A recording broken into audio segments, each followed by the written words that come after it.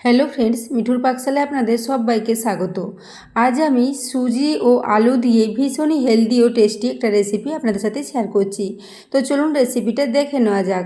আজকের রেসিপির জন্য প্রথমেই গ্যাসে একটা কড়াই চাপিয়ে দিয়েছি, তাতে সরষের তেল নিয়ে নিলাম 2 চা চামচ পরিমাণে। এরপর এখানে গোটা জিরে দিয়ে দিয়েছি 1/2 চা চামচ পরিমাণে, ওই সাথে 1 মুঠো পরিমাণে চিনে বাদাম দিয়ে দিলাম। এরপর জিরে ও বাদামটাকে তেলের মধ্যে একটু ভেজে নেব। বাদামটা খোসা সমেতেই নিয়ে নেব, তো এই জন্য এখানে বাদামটাকে দিয়ে আগে ভেজে নিচ্ছি। বাদামটা যখন একটু ভাজা ভাজা হয়ে যাবে তখন এখানে 2টো মিডিয়াম সাইজের টমেটো কেটে রেখেছিলাম বড় বড় টুকরো করে, সেটা দিয়ে দিলাম। এর সাথে একটা কাঁচা লঙ্কা দিয়ে দিলাম এবং 2 টুকরো আদা দিয়েছি। ওই সাথে 4টা রসুনের কোয়া দিয়েছি এবং এর সাথে একটু সামান্য লবণ দিয়ে দেবো। তো তার আগে এটাকে একটু ভেজে নিচ্ছি। 1 মিনিটের জন্য এটাকে একটু তেলের মধ্যে ভেজে নেব। তারপর এখানে স্বাদ মতো একটু লবণ দিয়ে দিচ্ছি। লবণটা দিয়ে খুব ভালো করে মিশিয়ে নেব। তারপর এটাকে ঢাকা দিয়ে প্রায় 3 থেকে 4 মিনিটের জন্য রেখে দেবো, যাতে টমেটোটা একটু নরম হয়ে যায়। তো দেখুন, এরপর এটাকে খুব ভালো করে লবণের সাথে মিশিয়ে নিলাম। তারপর ঢাকা দিয়ে এখন 3 থেকে 4 মিনিটের জন্য একটু রেখে দিচ্ছি। ততক্ষণে আমি এদিকে আরও কিছু প্রিপারেশন করে নিচ্ছি। তো সবার প্রথমে এখানে দেখুন একটা আবার বড় সাইজের আলু নিয়েছিলাম, সেই আলুটাকে একটা মিক্সির জারের মধ্যে নিয়ে খুব ভালো করে পেস্ট করে নিচ্ছি। জল ছাড়াই আলুটাকে খুব ভালো করে পেস্ট করে নিয়েছি। দেখুন, আলুর মধ্যে অনেকটাই জল থাকে, তাই এটা জলের প্রয়োজন হবে না, খুব ভালো মতো পেস্ট হয়ে গেছে আলুটা। এর সাথে নিয়ে নিলাম মেজারিং কাপ মেপে 1 কাপ পরিমাণে সুজি। এরপর এখানে ওই কাপ মেপে 1 কাপ পরিমাণে জল নিয়েছি, যতটা সুজি ঠিক ততটাই জল নিয়েছি। এরপর আস্তে আস্তে করে পুরো জলটাই সাথে দিয়ে দিচ্ছি। মিক্সির জারটা এখানে ছোট নিয়েছি, আপনারা বাড়িতে বড় মিক্সির জার থাকলে বড় মিক্সির জারে করে এটাকে পেস্ট করে নেবেন। তো দেখুন, আমি অল্প অল্প করে জলটা দিয়ে দিলাম। তারপর এইভাবে এটাকে ঢাকা দিয়ে খুব ভালো করে পেস্ট করে নিয়েছি। তো দেখতে পাচ্ছেন এটা একটা বেশ মিডিয়াম মতো ব্যাটার রেডি হয়ে গেছে। আলু ও সুজির মিশ্রণটা খুব ভালো মতো রেডি হয়ে গেছে। এরপর একটা পাত্রে এটাকে নিয়ে নিলাম। এখানে আর জল মেশাবো না, জল ছাড়াই এটাকে এইভাবে করে একটু মিশিয়ে ঢাকা দিয়ে 5 মিনিটের জন্য রেখে দিচ্ছি। ততক্ষণে দেখে নিচ্ছি যে ওটা আমি রেখেছিলাম সেদ্ধ হওয়ার জন্য, সেটা এখন 4 মিনিট পর ঢাকাটা খুলে নিলাম। এখন এটা দেখুন খুব ভালো মতো সেদ্ধ হয়ে গেছে। এরপর এটাকে গ্যাস থেকে নামিয়ে একটু ঠান্ডা করে নেব। তো গ্যাস থেকে নামিয়ে এটাকে 3-4 মিনিটের জন্য একটু ঠান্ডা করে নিয়েছি। তারপর একটা মিক্সি জারের মধ্যে এই পুরো মিশ্রণটা নিয়ে নিচ্ছি। তো বন্ধুরা, এখানে আমি একটা চাটনির রেসিপি তৈরি করেছি। এই চাটনিটা এই রেসিপির সাথে ভীষণই ভালো লাগে। অবশ্যই এই চাটনির রেসিপিটা বাড়িতে ট্রাই করবেন, এটা খেতে দুর্দান্ত লাগে। রুটি, পরোটা বা যে কোনো ধরনের নাস্তার সাথে এই চাটনিটা খেতে ভালো লাগবে। তো দেখুন, এখানে একটু পরিমাণে পাতিলেবুর রসও দিয়ে দিলাম, প্রায় 1/2 টিস্পুন পরিমাণে। এরপর পাত্রটা ধুয়ে একটু এর সাথে জল দিয়ে দিয়েছিলাম, জল দিয়ে এটাকে খুব ভালো করে পেস্ট করে নিয়েছি। তো চাটনিটা এখন অনেকটাই ঘন আছে, সেজন্য মিক্সির জারটা ধুয়ে আবারও 2 চামচ পরিমাণে জল এখানে মিশিয়ে নিলাম। জলটা দেওয়ার পর খুব ভালো করে এর সাথে মিশিয়ে নিচ্ছি। তো এরকম বেশ মিডিয়াম মতো একটা রেডি করে নিয়েছি। খুব বেশি পাতলা হবে না, আবার খুব বেশি এটা ঘনও হবে না, এরকমভাবে এটাকে রেডি করে নিচ্ছি।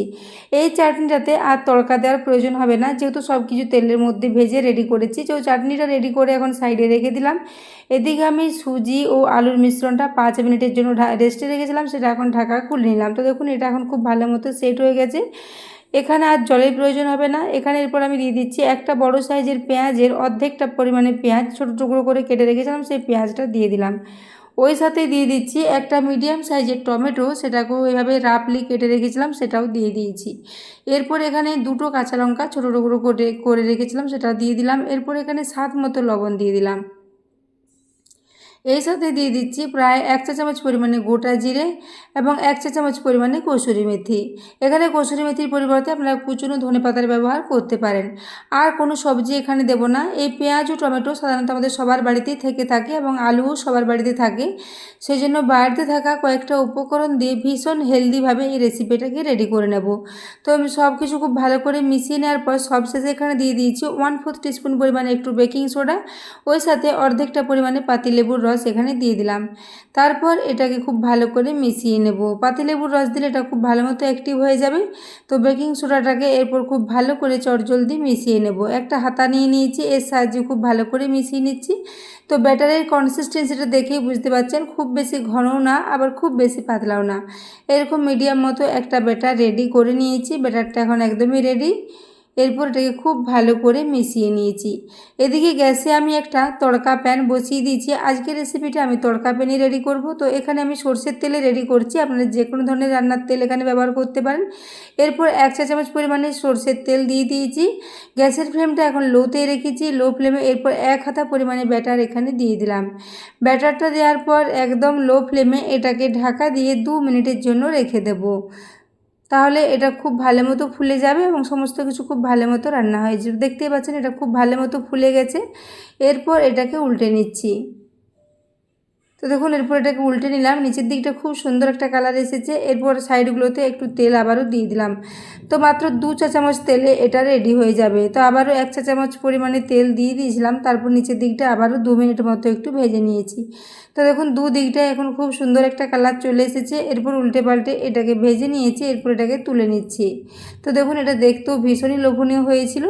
তো এইভাবে এগুলোকে উল্টে পাল্টে ভেজে নেওয়ার পর একটা প্লেটের মধ্যে এটাকে তুলে নিচ্ছি। তো দেখুন এখানে একটা রেডি হয়ে গেছে, আবারও একটা রেডি করে নিচ্ছি। তো সেই জন্য তড়কা প্যানে আবারও 1 চা চামচ পরিমাণে তেল দিয়ে দিয়েছি।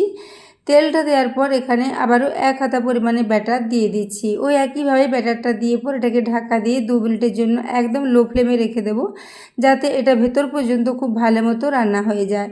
তো 2 মিনিটের মধ্যে এটা ভেতরটা খুব সুন্দর মতো রান্না হয়ে যাবে। তো দেখুন এরপর এটাকে উল্টে নিচ্ছি।